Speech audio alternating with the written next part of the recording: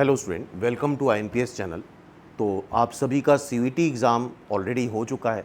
तो काफ़ी बच्चों का अच्छा हुआ होगा, कुछ का एवरेज हुआ होगा, कुछ का बिलो एवरेज हुआ होगा। तो जिनका अच्छा नहीं हुआ है उनको डीमोरलाइज होने की ज़रूरत नहीं है। जिनका बहुत अच्छा हो गया है तो उनको ओवर कॉन्फिडेंट होने की भी ज़रूरत नहीं है, क्योंकि पिछले कई सालों से हम लोग देख रहे हैं रिज़ल्ट में काफ़ी डिफरेंस रहता है। जो CVT के टॉपर होते हैं और निमसेट के टॉपर कॉमन नहीं होते हैं, काफ़ी डिफरेंट बच्चे रहते हैं। तो अगर पेपर अच्छा हो गया है तो इसका मतलब बिल्कुल ये नहीं कि तुम्हारा निमसेट भी अच्छा हो जाएगा, लेकिन और अगर पेपर ख़राब हुआ है तो इसका ये मतलब नहीं कि तुम्हारा निमसेट भी ख़राब होगा। ये सिर्फ डिपेंड करेगा कि अगले 85 डेज़ हम किस तरह से यूज़ करते हैं। तो रेस्ट अभी आज से अगर काउंट करें तो अप्रॉक्सीमेटली 85 डेज़ बचे हुए हैं और इन 85 डेज़ में बहुत कुछ हो सकता है। निमसेट का सिलेबस इतना ज़्यादा नहीं है कि 85 डेज़ में नहीं करा जा पाए, लेकिन डिसीज़न ये तुमको आज ही लेना है। तो पिछला जो भी एग्ज़ाम तुम्हारा CVT का हुआ कैसा नहीं हुआ उसको अब भूल जाओ, क्योंकि अब जो रिज़ल्ट आएगा उस पर तुम्हारा कोई कंट्रोल नहीं है। अब तुम्हें 100% डेडिकेशन के साथ हार्डवर्क करना है और ख़ासतौर से डिसिप्लिन्ड हार्डवर्क करना है कंसिस्टेंसी के साथ for NIMCET exam rest of 85 days. और ये 85 डेज़ तुम्हारे फ्यूचर को ब्राइट कर सकते हैं, बहुत अच्छा कर सकते हैं। तो वन बाय वन हम लोग यहाँ पे डिस्कस करेंगे क्या डूज़ हैं, क्या डोंट्स हैं। जो जिनकी रैंक बहुत अच्छी आती है निमसेट में, टॉप रैंकर्स हैं, वो क्या एडिशनल करते हैं, क्या गलतियाँ नहीं करते हैं। क्योंकि हार्डवर्क तो देखो हर कोई करता है, मेहनत काफ़ी बच्चे करते हैं, लेकिन सिलेक्शन फिर भी नहीं हो पाता है। कई बच्चे 12 घंटे 14 घंटे पढ़ते हैं, फिर भी स्टिल सिलेक्शन नहीं हो पाता है।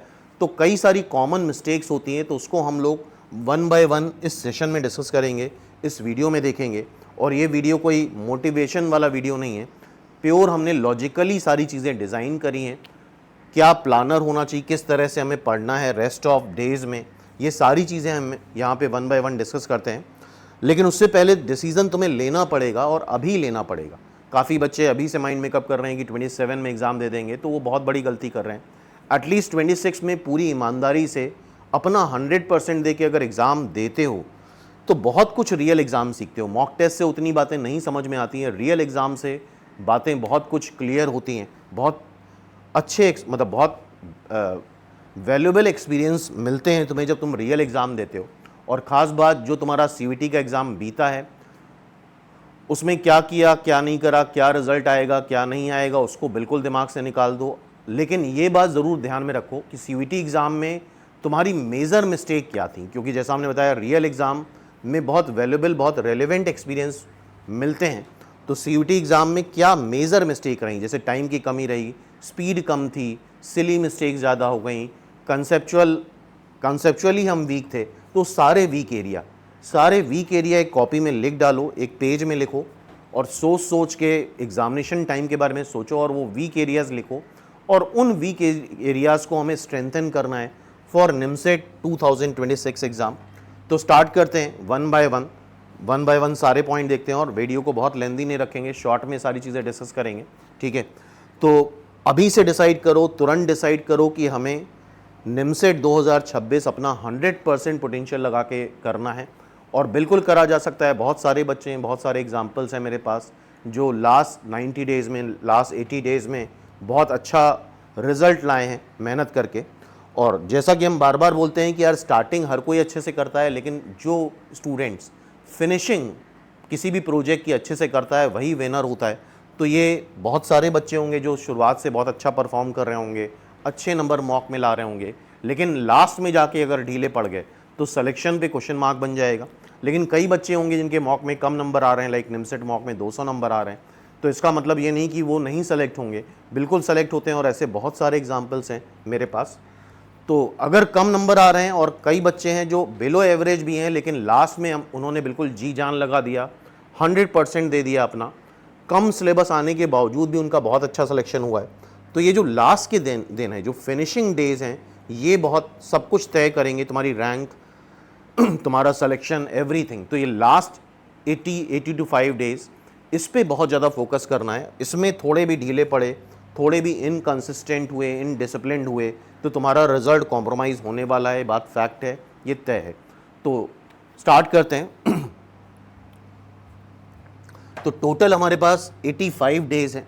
अगर इसको आवर्स में कन्वर्ट कर रहे हैं तो 2024 आवर्स हैं। और मान लो 10 घंटे तुम दिन के निकाल दो सोने में, और इस समय मान के चलो जो स्टूडेंट लाइफ है, स्टूडेंट लाइफ में 5 साढ़े 5 घंटा, मैक्सिमम 6 घंटा, बहुत ज़्यादा अगर तुम्हें सेलेक्ट होना है तो मैक्सिमम तुम 6 घंटा सोगे, उससे ज़्यादा नहीं सोगे। बाकी 6 घंटा अगर सो रहे हो, 3-4 घंटे बाकी जनरल काम के लिए निकाल दो, तो तुम्हारे पास अभी भी करीब करीब 12 घंटे बचेंगे, 14 घंटे बचेंगे। 14 घंटे में ही मान लो 2 घंटे निकाल लो, तो 11 से 12 घंटे तुम्हें पढ़ाई को देने पड़ेंगे। जब तुम 11 से 12 घंटे का प्लान करोगे तब इफ़ेक्टिवली पढ़ाई 7-8 घंटे की होगी। ऐसा नहीं कि हम अगर 12 घंटे बैठे हैं तो वो इफ़ेक्टिवली पढ़ाई नहीं होती। इफ़ेक्टिव पढ़ाई अगर हम 12 घंटे बैठ रहे हैं तब इफ़ेक्टिव पढ़ाई 8 घंटे की होती है, क्योंकि बीच में बहुत सारे थॉट्स आ जाते हैं, तो वो इफ़ेक्टिव स्टडीज़ नहीं होती। तो इफ़ेक्टिव स्टडीज़ 8 घंटे की तब हो पाएगी जब हम 12 घंटे मेंटली प्रिपेयर होकर के पढ़ेंगे। और इसके लिए तुम्हें डिसीज़न लेना होगा, और यही डिसीज़न है, अभी का डिसीज़न है जो तुम्हें विनर बनाएगा या लूज़र बनाएगा। तो बिल्कुल डिले मत करो, ये मत सोचो कि कल से स्टार्ट करेंगे, परसों से स्टार्ट करेंगे। तुम्हें बिल्कुल अभी से स्टार्ट करना है। रिसोर्सेज बहुत सारे हैं, वो सारे 1 बाय 1 हम लोग डिस्कस करेंगे, लेकिन डिसीज़न अभी लेना है। तुम 100% अपने ऊपर फेथ करो, डिसीज़न लो कि नहीं हमें सेलेक्ट होना है। रिज़ल्ट के बारे में भूल जाओ, लेकिन अपने एफर्ट्स के बारे में ज़रूर सोचो कि हमें अपना 100% पोटेंशियल प्रिपरेशन में लगाना है। और बिलीव करो, अगर ये काम कर लिया, अपने 100% रेस्ट ऑफ 85 डेज़ दे दिया, तो सिलेक्शन 100% है, क्योंकि निमसेट का सिलेबस बहुत ज़्यादा नहीं है, अभी भी सारी चीज़ें कवर करी जा सकती हैं। तो जैसा हमने बोला कि अगर डेली मतलब 10 घंटे भी निकाल लें तो करीब करीब तुम्हारे पास 1600 घंटे के आसपास बचता है। तो इनमें डेज़ में और आवर्स में कम लगता है टाइम, लेकिन अगर इसको मिनट में कन्वर्ट करो तो 1,22,400 मिनट हैं तुम्हारे पास। और देखते होगे कई question with in minute solve हो जाते हैं, तो काफ़ी अच्छा टाइम है। डीमोरलाइज होने की ज़रूरत नहीं कि अब नहीं हो सकता। और बार बार हम एक स्टूडेंट से बात बोलते हैं, अपने स्टूडेंट से एनपीएस में, कि काम करने वाला या पढ़ने वाला पढ़ने के बहाने ढूंढता है, और नहीं पढ़ने वाला नहीं पढ़ने के बहाने ढूंढता है। तो डिसीज़न तुम्हें लेना होगा कि तुम्हें विनर बनना है कि लूज़र बन रहा है। और ये बिल्कुल परफेक्ट टाइम है, लेकिन हाँ, अब अगर डिले करोगे तो फिर काफ़ी प्रॉब्लम हो जाएगी। तो अभी डिसीज़न लो और कमेंट सेक्शन पे जाके लिखो कि आई एम 100% रेडी, और मैं अपना 100% निमसेट एग्ज़ाम को दूंगा। रिज़ल्ट जो भी होगा देखा जाएगा। और अभी भी काफ़ी बच्चे इवन ये भी डिसाइड नहीं कर पा रहे हैं कि हम लिखें भी कि ना लिखें। तो ये डिफरेंस होता है विनर और लूज़र में। जो विनर होते हैं वो तुरंत डिसीज़न लेते हैं, और जिनको नहीं करना है तो फिर वो चीज़ों को डिले करते जाते हैं, लिंगर ऑन करते जाते हैं। तो अभी परफेक्ट टाइम है, 1,22,400 मिनट हैं।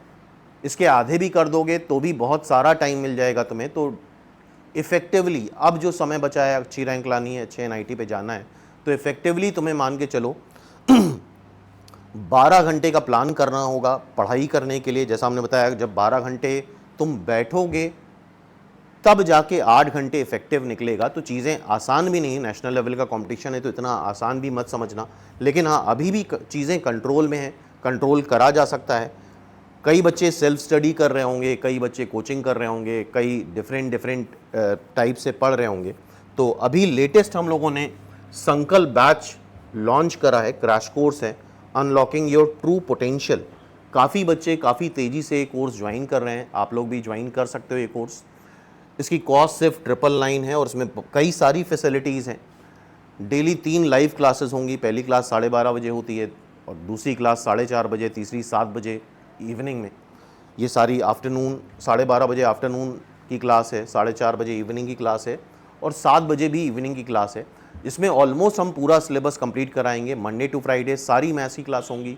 Saturday Sunday reasoning, computer, quant, English, इनकी क्लासेस रहेंगी डेली। जैसे यहाँ पे अभी जो फ़िलहाल स्टार्टिंग हुई है, ट्रिग्नोमेट्री और कैलकुलस से स्टार्ट हुआ है। ट्रिग्नोमेट्री और कैलकुलस तुम देखोगे इस बार पेपर में काफ़ी आने वाला है, तो काफ़ी डिटेल में सारी चीज़ें डिस्कस कर रहे हैं हम लोग।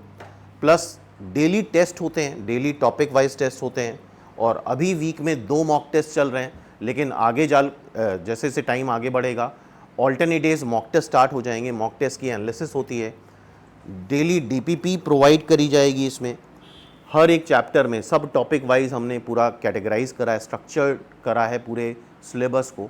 हर एक टॉपिक को सब टॉपिक में डिवाइड करा है और हर एक के 30-30 क्वेश्चंस हैं। और ये बिल्कुल हैंड पिक क्वेश्चन है, सेलेक्टेड क्वेश्चन है, जिस तरह के निमसेट में पूछे जाते हैं। तो उसी तरह के क्वेश्चंस तुम्हें 30-30 करते जाना है, बहुत कुछ नहीं करना है। इसी तरह से पूरा स्ट्रक्चर रीजनिंग और कंप्यूटर के लिए भी रेडी है। और निमसेट में 1000 मार्क्स का पेपर है, तो तुम्हें 1000 मार्क्स नहीं लाने। अगर एक एवरेज सिलेक्शन चाहिए तो 500 में बहुत अच्छा, आउट ऑफ 1000 500 मार्क्स में बहुत अच्छा सिलेक्शन हो जाता है, बहुत अच्छी एनआईटी मिल जाती है। तो उसी अप्रोच के साथ हम लोग पहले इंपॉर्टेंट टॉपिक्स करेंगे, जिससे हम एटलीस्ट 400 के आसपास मार्क्स ला पाएँ। उसके बाद फिर और मार्क्स गैदर करेंगे डिफरेंट टॉपिक्स जिनका थोड़ा लेस वेटेज है। तो अगर ये कोर्स ज्वाइन करना चाहते हो तो INPS का ऐप डाउनलोड कर सकते हो प्ले स्टोर से, या inpsclasses.com वेबसाइट है, वहाँ पे प्रोडक्ट सेक्शन में जाके इस कोर्स को बाय कर सकते हो। काफ़ी बच्चे सेल्फ स्टडी कर रहे होंगे, बट यहाँ पे एक तुम्हें स्ट्रक्चर्ड प्लानर मिलेगा। हर वीक का प्लान मिलता है कि इस दिन इतने बजे ये काम करना है। जितने भी टेस्ट हैं वो टाइमली होते हैं, तो उससे एक आइडिया रहता है कि यार किस टाइम पे क्या काम करना है। और उस समय अगर पूरा एक फिक्स प्लानर मिल जाए पूरे दिन का, तो फिर दिमाग खाली नहीं होता है। और दिमाग जब खाली नहीं होता है, और जब खाली होता है दिमाग, तो कई तरह के डिस्ट्रैक्शंस आते हैं। तो अभी भी समय है, ज्वाइन कर सकते हो और स्टार्ट कर सकते हो ये क्लासेस संकल्प बैच के साथ। यहाँ पे हम संकल्प लेते हैं कि 85 डेज़, रेस्ट ऑफ 85 डेज़ अपने लाइफ का बेस्ट काम करके दिखाएंगे, अपने लाइफ का 100% पोटेंशियल इन रेस्ट 85 डेज़ में लगा के देखेंगे। और श्योरली अगर तुम इतना कर लेते हो तो 100% सिलेक्शन है, कोई नहीं रोक सकता। तो आते हैं मेन पॉइंट पे, डूज एंड डोंट्स। ये यार बहुत इंपॉर्टेंट है। पहला पॉइंट बहुत ज़्यादा इंपॉर्टेंट है। बहुत सारे बच्चे बहुत डिस्ट्रैक्टेड हैं। जैसे आज से 10-15 साल पहले यूट्यूब वगैरह ये सब नहीं था, तो बहुत ज़्यादा आज की डेट में बहुत ज़्यादा नॉलेज है, ओवर नॉलेज है, ओवर ज्ञान है। तो ये एक बहुत बड़ी प्रॉब्लम है। और शायद मेरी बात से कुछ लोग रिलेट कर भी पा रहे होंगे कि इतने चैनल्स हैं, जिसको देखो उसने यूट्यूब चैनल खोल दिया है, जिसको देखो वो कुछ ना कुछ बता ही रहा है। बहुत सारे तुम्हें अभी आगे जैसे जैसे एग्ज़ाम पास में आएगा, बहुत सारे तुम्हें क्लिक बेट मिलेंगे थंबनेल में कि लास्ट 10 दिन में कैसे अंडर 10 रैंक लाए। तो ये सब कुछ इरेलीवेंट है, ऐसा कुछ नहीं है। हार्डवर्क का कोई शॉर्टकट नहीं है। तो ये पॉइंट बहुत इंपॉर्टेंट है कि बहुत लिमिटेड, बहुत कॉन्साइज स्टडी मेटेरियल पे फोकस करना है। कम पढ़ना है, अच्छा पढ़ना है। बहुत ज़्यादा पढ़ने से फ़ायदा नहीं होता है, बहुत लालची बनने से फ़ायदा नहीं होगा कि यार ये चैनल आ रहा है, इसमें ये वीडियो आया है, इसको भी देख लेते हैं। क्योंकि यूजुअली जब स्टूडेंट नहीं पढ़ता है तो उसकी कोई एक्सपेक्टेशन नहीं होती, लेकिन जैसे थोड़ा सा पढ़ना स्टार्ट करता है तो उसको अब लगता है कि नहीं, अब हमें फर्स्ट रैंक से कम लानी ही नहीं है। तो लालची नहीं बनना है। अगर लालच करोगे तो फिर तुम लिस्ट के बाहर हो जाओ, क्योंकि लालच करोगे तो नेगेटिव मार्किंग ज़रूर मिलेगी। और ड्यूरिंग प्रिपरेशन क्या लालच करते हैं लोग, जैसे ही थोड़ा पढ़ना स्टार्ट करते हैं तो वो यूट्यूब की दुनिया में खो जाते हैं। कैसे पढ़ें, क्या पढ़ें, मैं यार इससे कोई फ़ायदा नहीं होगा। मेन फ़ायदा होगा कंटेंट से, मैथ्स से, कंप्यूटर से, रीजनिंग से। कैसे पढ़ें एक बार देख लिया बहुत है, 10 बार 100 बार देखने की ज़रूरत नहीं है कि कैसे पढ़ें, कैसे फर्स्ट रैंक लाएँ, कैसे अंडर 10 रैंक लाएँ, कैसे अंडर 100 रैंक लाएँ। और बिलीव करो, एक्सपेरिमेंट करके देखना, बहुत सारे वीडियो भी आएंगे, देखोगे तुम, अंदर जाके देखना, पूरा वीडियो देखोगे तो मैं ऐसी कोई ख़ास बात नहीं दिखेगी कि कोई बहुत ऐसा मंत्र बता दिया कि इसको सीखने के बाद हमारी अंडर 100 रैंक आ जाएगी। तो सिंपली वो पूरी तरह से टाइम वेस्टेज है। अपनी टाइम को, अपने एनर्जी को वेस्ट करोगे। तो एक बार सीख लो कैसे पढ़ना है, क्या डूज़ हैं, क्या डोंट्स हैं, उतना काफ़ी है। तो जितना तुमने पढ़ा सिर्फ उसको ही रिवाइज़ करना है, बहुत किताबें नहीं। अगर अभी तक किताब करी है तो अच्छी बात है, लेकिन अभी नहीं करी है तो बहुत किताबों की ज़रूरत नहीं है। जैसे अभी उन्होंने बताया संकल्प बैच ज्वाइन कर सकते हो, वहाँ पे डेली तुम्हें डीपीपी हर टॉपिक की मिलती रहेंगी। उतना ही कर लोगे बहुत हो जाएगा। इवन हम लोगों ने पूरा रिवीजन मॉड्यूल भी बनाया है। 7 बुक्स हैं जिसमें मैथ्स, कंप्यूटर, रीजनिंग सारी हैं। मैथ्स में 3 रिवीजन मॉड्यूल हैं। हर एक चैप्टर में कॉन्साइज कॉम्पैक्ट फॉर्म में थ्योरी है। हर एक चैप्टर में 30-30 क्वेश्चन है, साथ में डीपीपी तो मिलती है। रीजनिंग में भी 2 बुक्स हैं इस तरह से, हर एक चैप्टर में 30-35 क्वेश्चंस हैं। तो इससे करना आसान हो जाता है। कंप्यूटर की एक बुक है, उसमें भी इसी तरह के क्वेश्चंस रहेंगे। तो इस तरह से तुम्हें फोकस स्टडी करनी है। हमें पता होना चाहिए हमें इतना ही पढ़ना है। क्योंकि कई बार लोग इतना पढ़ लेते हैं कि उनको फाइनली जब एग्ज़ाम आता है तो उनको पता ही नहीं होता है क्या रिवाइज़ करना है, क्योंकि वो भूल चुके होते हैं कि कहाँ से क्या पढ़ा। तो पहला ये पॉइंट बहुत इंपॉर्टेंट है, say no to too much study material. बहुत कॉन्साइज वे में पढ़ना है, बहुत किताबों में नहीं जाना है, बहुत कुछ नहीं करना है, कम करना है और अच्छे से करना है। आई होप ये पॉइंट क्लियर हो गया होगा, ठीक है। और अभी भी अगर इससे रिलेटेड कुछ डाउट्स वगैरह हैं तो बिल्कुल कमेंट सेक्शन में आकर के पूछ सकते हो फ्रीली, कोई प्रॉब्लम नहीं है। जितना जल्दी हो सकता है हम लोग रिप्लाई करने की कोशिश करेंगे। तो ये पॉइंट ध्यान रखना, अगर बहुत किताबें तुम्हारी कबर्ड में रखी हुई हैं, बहुत सारी किताबों से कंसल्ट कर रहे हो तो बिल्कुल हटा दो, वो सब कुछ डिस्ट्रैक्शन है। हाँ, लेकिन जो सीरियस बच्चे शुरुआत से लगा रहे हैं उनके लिए हम ये नहीं बोल रहे हैं, लेकिन अब जो नई प्रिपरेशन स्टार्ट कर रहे हैं वो फिर बुक से उतनी अच्छी लर्निंग नहीं कर पाएंगे, इस बात को ध्यान रखना। और बहुत सारे यूट्यूब चैनल और देख के भी कोई फ़ायदा नहीं होगा। और मैथ्स, कंप्यूटर, रीजनिंग देखने से नहीं आती है, करने से आती है। वीडियो देख के तुम कुछ भी नहीं सीख पाओगे, उसको करना पड़ता है। और बहुत सारे चैनल्स पे जाने की ज़रूरत नहीं है, सारे चैनल में जो भी मेन कोचिंग है एमसीए के लिए सभी अच्छा पढ़ाते हैं। एक चैनल पे फोकस करो, एक कोचिंग पे फोकस करो, उसी पे रिलाई करो। इधर उधर अगर जंप करोगे तो अल्टीमेटली तुम देखोगे कि रिजल्ट कुछ भी नहीं आता है। नेक्स्ट, ये पॉइंट भी यार बहुत इंपॉर्टेंट है, this is the most important point, identify your weak area. इसके लिए बड़ी हिम्मत चाहिए होती है, बड़ी करेज चाहिए होती है। जैसे हम लोग इंसान हैं तो दूसरों की ही गलतियां हमें दिखती हैं, अपनी गलतियां बहुत बड़े लोग जो होते हैं वही आइडेंटिफाई करते हैं, वही उसको समय देते हैं। अदरवाइज मैक्सिमम 99% जो जनता है, लोग हैं, उनको दूसरों की ही गलतियां दिखती हैं। तो जो टॉपर्स हैं, जो लाइफ में अच्छा करते हैं, बहुत ऊपर जाते हैं, तो वो इस चीज़ पे ज़रूर ध्यान देते हैं। वो दूसरों पे ध्यान नहीं देते हैं, वो अपने ऊपर ध्यान देते हैं, अपनी वीक एरियाज़। ये हम सिर्फ पढ़ाई के लिए बात नहीं कर रहे हैं, तुम्हारा एग्ज़ाम को लेके क्या टेम्परामेंट है, क्या तुम हर 10 मिनट में पैनिक हो जाते हो, 4 क्वेश्चन लगातार नहीं हुए तो हम हार मान गए। तो ये सारे वीक एरियाज़ को हमें पकड़ना पड़ेगा, लिखना पड़ेगा एक जगह, खासतौर से लिखना पड़ेगा। ये लिखना बहुत ज़रूरी है। जनरल जो प्रॉब्लम आ रही है, कुछ इजी क्वेश्चन आ गए तो ओवर एक्साइटमेंट में आकर के कहीं हमने कुछ सिली मिस्टेक्स तो नहीं कर दी, ये भी बहुत इंपॉर्टेंट होता है। कई बार इजी क्वेश्चन में हम सिली मिस्टेक कर देते हैं बिकॉज आउट ऑफ फोकस हो जाते हैं कि यार इसमें क्या दिमाग लगाना, ये तो बहुत बच्चों वाला क्वेश्चन है। तो ये इस तरह के जो वीक एरियाज़ हैं, कंसेप्ट की बात हम बाद में करेंगे, मैथ्स, रीजनिंग, कंप्यूटर की बात बाद में करेंगे, ये सारी बातें हम इन जनरल कर रहे हैं। तो इसके लिए बड़ी हिम्मत चाहिए होती है। तो मेरे ख्याल से जो 100 जितने ही बच्चे देख रहे होंगे उनमें से 10% ही अभी ये काम करने वाले हैं कि अपने वीक एरियाज़ को आइडेंटिफाई करेंगे। ख़ासतौर से तुम्हारे सीयूईटी एग्ज़ाम से काफ़ी कुछ सीखने को मिला होगा तुम्हें, और उनको लिखेंगे, कॉपी में प्रॉपरली लिखो, एक्सेप्ट करो उस बात को। जब तुम एक्सेप्ट करोगे अपने आप ही चीज़ें सही होना स्टार्ट हो जाती हैं। और जैसे कुछ गुड हैबिट्स होती हैं और कुछ बैड हैबिट्स होती हैं। गुड हैबिट, एक गुड हैबिट तुम पालते हो तो वो लूप में उसके साथ और गुड हैबिट आना स्टार्ट हो जाती हैं। और बैड हैबिट में भी ये होता है, सब कुछ लूप में होता है। एक बैड हैबिट पालोगे तो उसके साथ में और बैड हैबिट अट्रैक्ट होना स्टार्ट हो जाती है। लॉ ऑफ अट्रैक्शन है कि तुम किधर अट्रैक्ट हो रहे हो। तो अगले 85 डेज में सिर्फ और सिर्फ अपने ऊपर फोकस करना है। और हिम्मत है तो लिख करके दिखाओ, और अगर हिम्मत है तो कमेंट सेक्शन में लिख के दिखाओ कि I will surely identify my weak area, my mistake. तो इसके लिए बहुत करेज चाहिए होता है, बहुत हिम्मत चाहिए होती है। और जो ये हिम्मत दिखाएगा वो बहुत बेहतर करेगा। तुम देखोगे जैसे ही तुमने कॉपी में लिखा उसी मोमेंट से तुम उससे बंध जाओगे, तुम उससे भाग नहीं पाओगे, तुम्हें उसको इम्प्रूव करना ही पड़ेगा। तो इस बात को अगर करके देखते हो तो बहुत बड़ा बेनिफिट मिलता है। तो अपनी कमज़ोरी पर काम करो, दूसरों के बारे में नहीं सोचना है, दूसरा अच्छा है बुरा है। Most of the time general जो जनता होती है उसका समय इसी में वेस्ट हो जाता है कि यार सामने वाला ऐसा है या उसकी बुराई भलाई, ये सब चीज़ों में। तो इन चीज़ों पे फोकस नहीं करना है। जो सक्सेसफुल लोग हैं, जो फेमस लोग हैं, वो अपने ऊपर काम करते हैं, उनको अपनी गलतियां दिखाई देती हैं। यार हाँ, ये मेरे बिहेवियर की मिस्टेक है, ये यहाँ मिस्टेक है। वो अपने ऊपर फोकस करते हैं, दुनिया पे फोकस नहीं करते हैं। तो अपनी वीकनेस से भागना नहीं है, उससे जीतना ही टॉपर्स माइंडसेट है। समझ में आ रही बात? तो ये एक मेजर डिफरेंस है टॉपर्स में और जो बिलो एवरेज परफॉर्म कर रहे हैं। ठीक है, नेक्स्ट पॉइंट पे आते हैं। रिवीजन इज मस्ट, सबसे इंपॉर्टेंट बात है। काफ़ी बच्चे सिर्फ आगे आगे आगे आगे पढ़ते ही जाते हैं, नया नया नया पढ़ते ही जाते हैं और रिवीजन को सबसाइड कर देते हैं।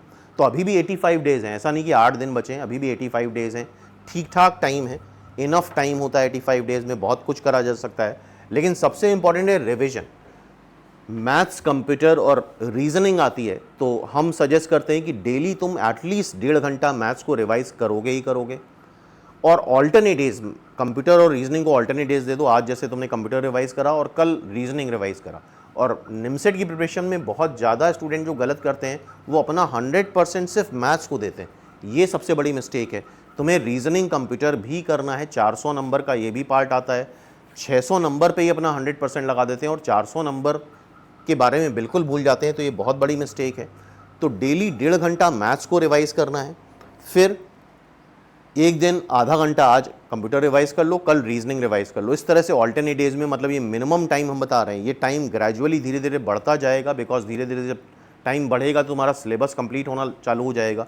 तब तुम्हें एंड आखिरी के 20-25 दिन में सिर्फ रिविजन करना है, कुछ नया नहीं पढ़ना है, सिर्फ और सिर्फ रिविजन करना है। तो अभी एज ऑफ नाउ कम से कम 1.5 घंटा तुम्हें मैथ्स को देना होगा और ऑल्टरनेट डेज कंप्यूटर रीजनिंग आधा घंटा मिनिमम देना होगा, तभी अच्छा स्कोर होगा। सिर्फ 600 नंबर पे फोकस मत करो, बाकी रीजनिंग, कंप्यूटर, इंग्लिश पे भी फोकस करना है, ठीक है। तो रिवीजन से ही तुम्हारी रैंक तय होती है, सिर्फ आगे पढ़ने से रैंक नहीं आएगी। आगे पढ़ते जाओगे कोई फ़ायदा नहीं होगा, सब कुछ ब्लैंक होता जाएगा अगर रिवीजन नहीं कराए। अब काफ़ी बच्चों का डाउट ये होता है कि रिवीजन करें कहाँ से, क्या बिल्कुल शुरुआत से रिवीजन करें या बीच से रिवीजन करें। तो जैसे हम लोग डेली हर वीक का एक शेड्यूल देते हैं, उसमें टेस्ट होता है, वीकडेज में सारे टॉपिक वाइज टेस्ट होते हैं, वीकेंड में सैटरडे संडे मॉक टेस्ट होता है, उसमें भी टॉपिक लिखे होते हैं। जैसे मैथ्स का टॉपिक लिखा है मॉक टेस्ट में कि ट्रिग्नोमेट्रिक रेशियो का होगा और अलजेब्रा का होगा, या अभी इनिशियली कम टॉपिक का हो रहा है जैसे ट्रिग्नोमेट्रिक रेशियो एंड क्वाड्रेटिक का है। तो तुम मंडे से ही स्टार्ट कर दो, मंडे से स्टार्ट कर दो अपना।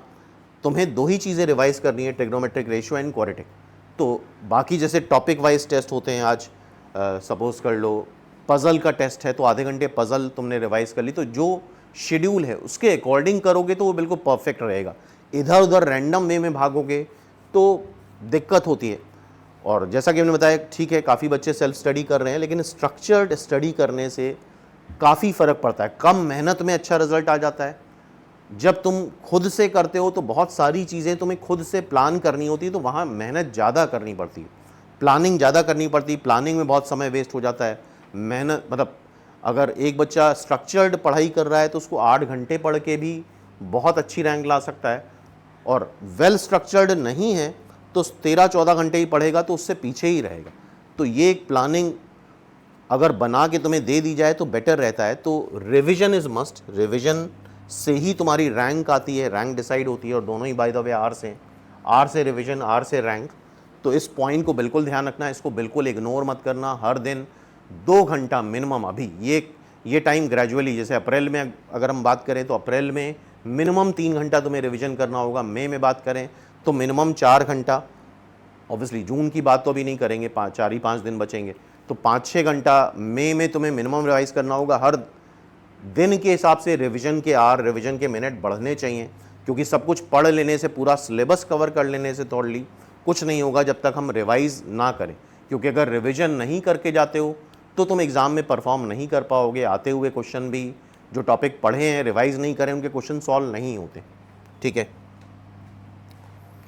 नेक्स्ट देखो, मेंटेन अ मिस्टेक नोटबुक। जब भी हम टेस्ट देते हैं या क्लास में बैठ के पढ़ते हैं या क्लास कर रहे हैं या जो भी जिस तरह से भी पढ़ रहे हो, तुम सेल्फ स्टडी कर रहे हो, तो कई मिस्टेक्स ऐसी होती हैं। जैसे यार कई बार हम सबसे जो मेजर मिस्टेक आती है प्लस माइनस में आती है, ब्रैकेट में आती है। इस तरह की जो कॉमन मिस्टेक, बहुत स्पेसिफिक मिस्टेक की बात नहीं कर रहे हैं, अंडर रूट आ गया तो मिस्टेक हो गई, या सबसे ज़्यादा जो हमने ऑब्जर्व करा है मिस्टेक होती है न्यूमेरिकल कैलकुलेशन में। जब तक कंसेप्ट लग रहे हैं, मैथ्स के हार्डकोर कंसेप्ट लग रहे हैं, तब तक तो स्टूडेंट फोकस रहता है। जैसे ही न्यूमेरिकल कैलकुलेशन आए वैसे ही दिमाग का फोकस हट जाता है, कहीं और चला जाता है या कम हो जाता है। तो मैक्सिमम जो मिस्टेक होती है वो न्यूमेरिकल कैलकुलेशन की होती है, और वो पर्सनलाइज भी हो सकता है वो मेरे साथ मिस्टेक होती हो, तुम्हारे साथ कुछ और मिस्टेक होती हो। तो ड्यूरिंग लर्निंग हमें एक कॉपी साथ में रखनी है, और हम हमेशा स्टूडेंट को बताते हैं यार एक काम करो, जब भी किसी पेज में सॉल्व कर रहे हो तो 60% पेज में तुम सॉल्व करोगे, एक लाइन खींच लो, 40% पेज में उससे रिलेटेड कंसेप्ट लिखोगे, फॉर्मूले लिखोगे, और साथ में क्लियर लैंग्वेज में, क्लियर वर्ड में अपनी मिस्टेक भी लिखो, आइडेंटिफाई करो। और इससे अच्छा तरीका कुछ भी नहीं है। चीज़ें अपने आप याद होती जाती हैं, चीज़ें बेहतर होती जाती हैं अगर तुम अपने हिम्मत है अपनी मिस्टेक को आइडेंटिफाई करने की, लिखने की। तो एक मिस्टेक नोटबुक ज़रूर बनानी है। हर मॉक के बाद लिखो क्या कंसेप्ट वाइज मिस्टेक हुई, क्या कैलकुलेशन मिस्टेक हुई, क्या सिली मिस्टेक हुई। तो सिर्फ पढ़ने से काम नहीं बनेगा, ध्यान रखना ये पॉइंट बहुत इंपॉर्टेंट है। अगर इसको इग्नोर करते हो तो कहीं ना कहीं सिलेक्शन में तुम कॉम्प्रोमाइज़ देखोगे। तो मिस्टेक नोटबुक बनाना ज़रूरी है, सिर्फ पढ़ते ही मत रहो, ठीक है। ये सारे पॉइंट्स तुम्हें फॉलो करने ही पड़ेंगे, तब हम जितनी भी तुम मेहनत कर रहे हो उसका मच बेटर रिजल्ट मिलेगा अगर इन पॉइंट्स को फॉलो करते हो। फोकस ऑन एक्यूरेसी, ये एक बहुत बड़ी प्रॉब्लम आती है। जैसे हमने बताया यार, हो सकता है इस बार मे बी 1000 में से 400 नंबर में भी सिलेक्शन हो सकता है। तो अगर देखा जाए ओवरऑल तो बहुत बड़ा टारगेट नहीं है, लेकिन फिर भी कई बच्चे हमने देखा है साल भर भी कोचिंग करते हैं फिर भी सेलेक्ट नहीं होते हैं। तो मेन समस्या ये होती है लालच कि यार ओवरऑल हमने देखा मैथ्स में यार सिर्फ 20 ही क्वेश्चन कर पाए, आए थे 50 और मेंटली प्रिपेयर होकर के गए थे नहीं यार कम से कम 35 करके जाएंगे, पूरे साल भर हमने मेहनत करी है। तो ये मेंटल फ्रेमवर्क तुम्हें हटाना होगा, बिल्कुल रिमूव करना होगा इस चीज़ को। सिर्फ और सिर्फ एक्यूरेसी पे फोकस करना है। अगर तुमने साल भर 6 महीने 4 महीने जो भी मेहनत करी है तो उस मेहनत के साथ मजाक मत करना, उस मेहनत से खिलवाड़ मत करना, सिर्फ एक्यूरेसी पे फोकस करना। और पिछले कई सालों से हम देख रहे हैं कि एवरेज स्टूडेंट जो सेलेक्ट होता है निमसेट में 20, 22, 23, 24 क्वेश्चन करके भी सेलेक्ट हो जाता है। तो तुम्हें बहुत लालची नहीं बनना है कि नहीं यार 35 क्वेश्चन करने ही करने हैं, और इस चक्कर में तुम 22 क्वेश्चन करके बहुत अच्छी रैंक लाओगे, 35 क्वेश्चन करके तुम लिस्ट के बाहर होगे। तो ये तुम अपने साथ बहुत बड़ा खिलवाड़ करते हो। तो ये सबसे बड़ा मंत्र है, जब भी तुम बहुत सारे टेस्ट होंगे, बहुत सारे मॉक होंगे, पूरी तरह से एक्यूरेसी मतलब 100% एक्यूरेसी पे फोकस करना है। और इवन मेरी बात से तुम शायद रिलेट करोगे, तुम्हें अगर 5% भी लगता है नहीं यार इसमें कुछ गड़बड़ है, 5% भी तुम्हारा डाउट जो होता है बिल्कुल सही होता है। अगर तुम सोच रहे हो 5% नहीं इसमें कुछ गड़बड़ है, वो 100% गलत होता है। तुम इस बात को मॉक में या टेस्ट में आजमा के देखना।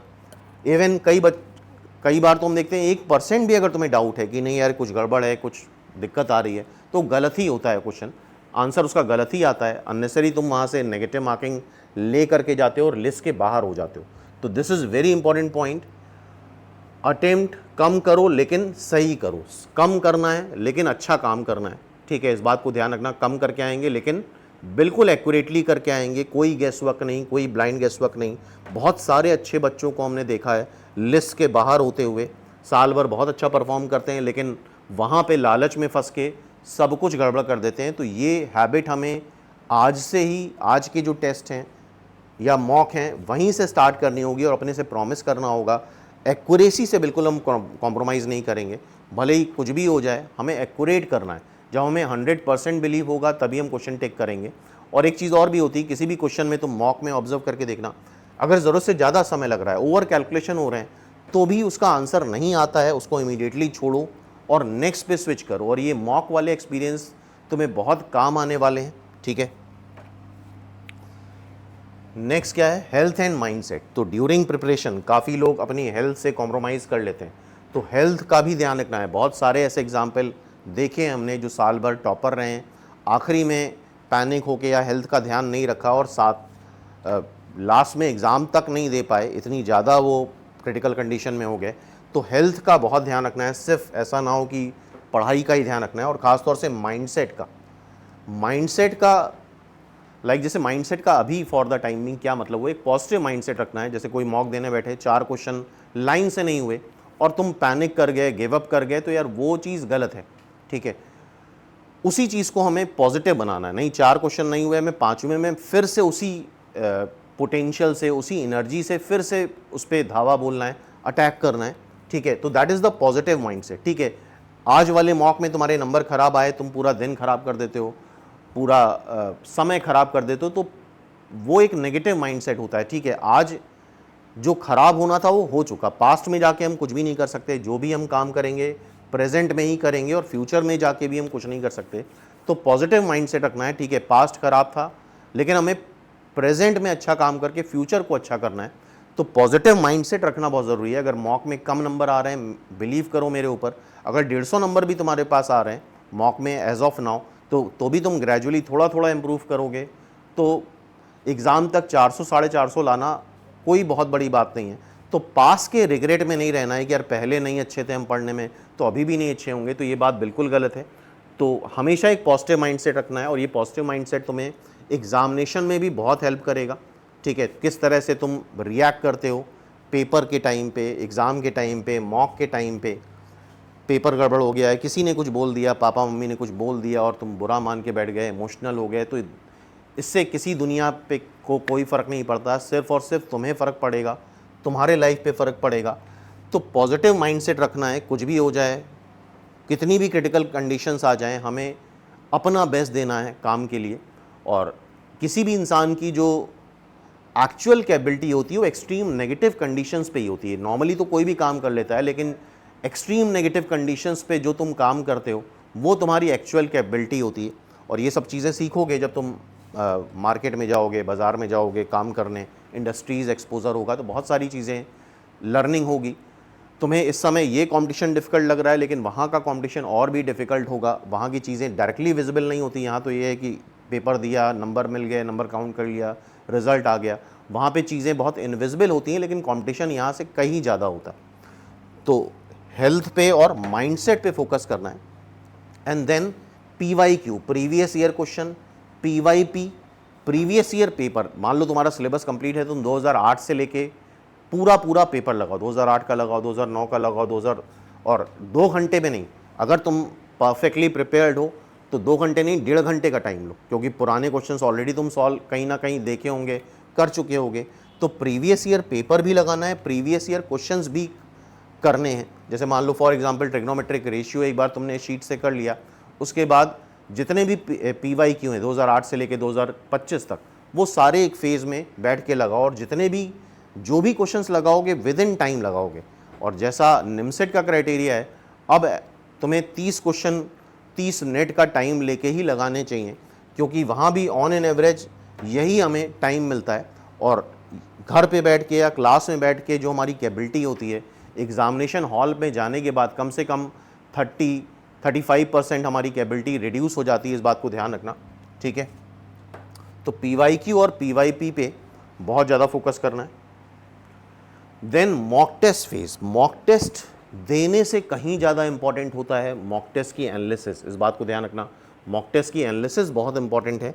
सिर्फ मॉक टेस्ट देने से काम नहीं बनेगा, उसके क्या नंबर आ रहे हैं वो तुम्हारी पर्सनल प्रॉपर्टी है, किसी और से कंपेयर मत करो। हर दिन खुद को इम्प्रूव करना है, दूसरों को तुम पीछे नहीं कर सकते। डिमोरलाइज नहीं होने से कोई फ़ायदा नहीं। अपना एक पॉजिटिव माइंडसेट रखना है। ठीक है, आज की डेट में तुम्हारे 120 नंबर आ रहे हैं, लेकिन ग्रेजुअली 85 डेज़ में मेहनत करते करते करते करते 5-5 नंबर भी तुमने बढ़ा लिए तो बहुत अच्छा स्कोर कर सकते हो। तो मार्क्स लगभग इररिलेवेंट हैं। ठीक है, अच्छे मार्क्स आ रहे हैं तो इसका मतलब ये नहीं कि एग्ज़ाम में भी अच्छे ही आएंगे, ख़राब आ रहे हैं इसका मतलब ये भी नहीं कि एग्ज़ाम में भी ख़राब आएंगे। कुछ भी हो सकता है, डिपेंड करेगा कि रेस्ट 85 डेज़ तुम क्या कर रहे हो। तो मॉक टेस्ट से ज़्यादा इंपॉर्टेंट मॉक टेस्ट की एनालिसिस है।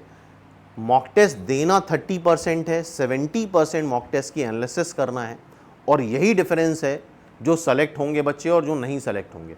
जो बच्चे सेलेक्ट होंगे वो इस बात को समझ रहे हैं और ये बात करेंगे। भले ही तुम 2 घंटे का मॉक दे रहे हो तो 2 घंटे की एनालिसिस नहीं कर सकते, आधे घंटे कर लो, 1 घंटे ही कर लो। और जब तुम एनालिसिस करोगे तो तुम देखोगे कि 3 तरह क्वेश्चन होते हैं, एक राइट होता है, एक रॉन्ग होता है और एक अनअटेम्प्टेड होता है।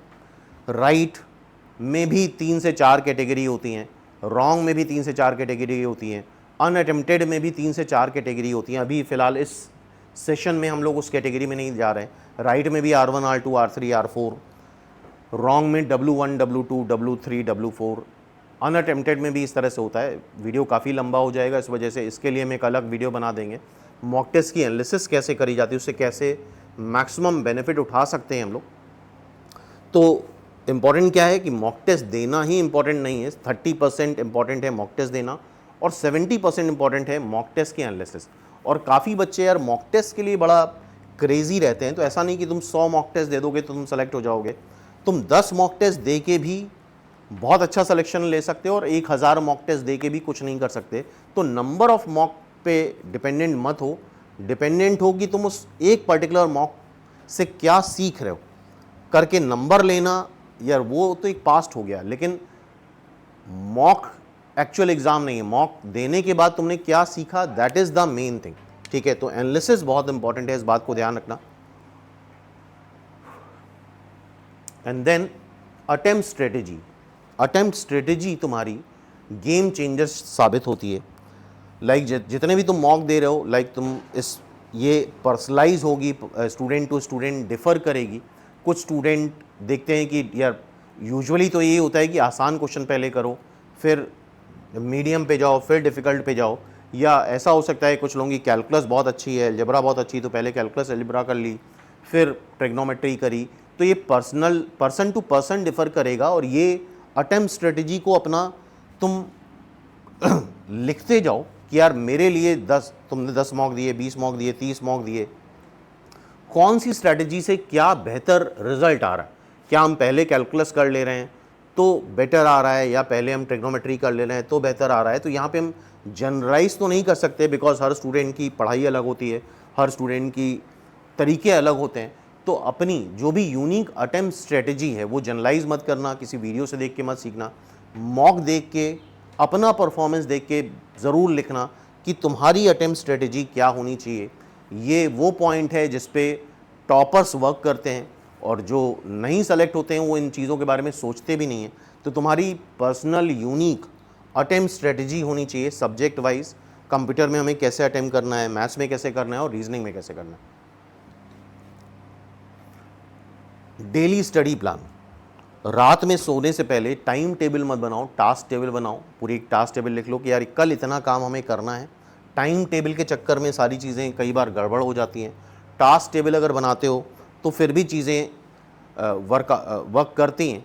तो 7-8 काम लिख लो, टाइम में मत बांधो। जब भी अगर तुम उसमें से 3 भी करके क्रॉस करते हो तो उससे भी कॉन्फिडेंस आ जाता है। उस बहाने रेस्ट जो 5 हैं उनको करने का, कंप्लीट करने का मोटिवेशन मिल जाता है।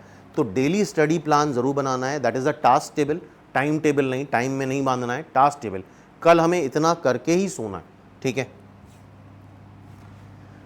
सो नेक्स्ट 85 डेज अपनी लाइफ के सबसे इंपॉर्टेंट डेज बना दो। सबसे ज़्यादा मेहनत करनी है लाइफ में।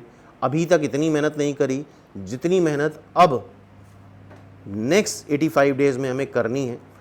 तो अगले 85 डेज तय करेंगे तुम्हारी लाइफ, तुम्हारा भविष्य, तुम्हारा फ्यूचर, कि तुम NIT जाओगे, IIIT जाओगे, या किसी रेगुलर कॉलेज में जाओगे। तो अपना 100% लगा दो, अपना 100% पोटेंशियल झोंक दो। और मेहनत तो देखो यार करनी ही पड़ेगी। मेहनत नहीं करोगे तो लाइफ में हमेशा तुम्हें उतना मिलेगा, तुम्हारी ज़रूरतों से कम मिलेगा।